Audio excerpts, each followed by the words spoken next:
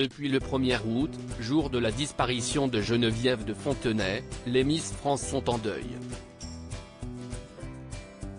Celle qui fut pendant de nombreuses décennies présidente du comité a été inhumée au cimetière parisien d'Ivry-sur-Seine, dans le Val-de-Marne, ce mardi 8 août, a fait savoir sa famille à la fin.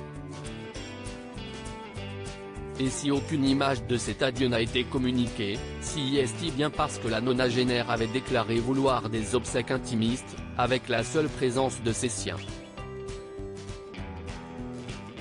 À plusieurs reprises, comme le révèle BFM TV, Geneviève de Fontenay avait en effet souhaité que ses funérailles se déroulent sans cérémonie religieuse et en petit comité.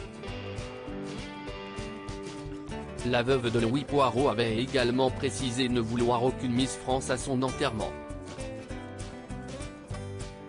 À l'annonce de sa mort, son ancien collaborateur Hubert Guérin s'était fait le porte-parole de la mère de Xavier de Fontenay.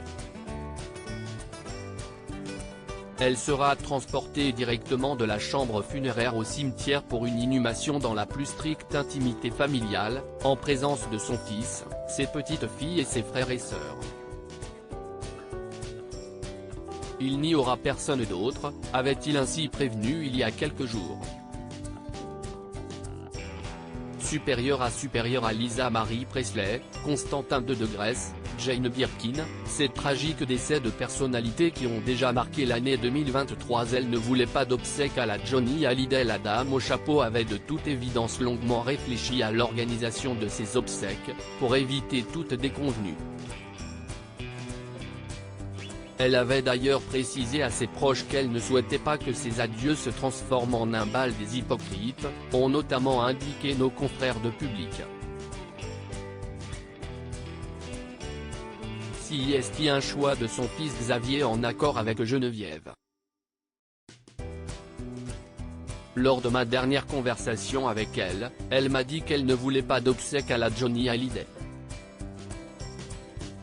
Elle voulait partir seule, avait confirmé Hubert Guérin dans un entretien pour Ciné Télé Revue le 4 août dernier. Son départ est à son image, avait-il ajouté, soulignant la force de caractère de l'ancienne patronne des Miss, qui avait tenu son poste pendant des années d'une main de fer avant de se retirer. Crédit photo, Cédric Perrin.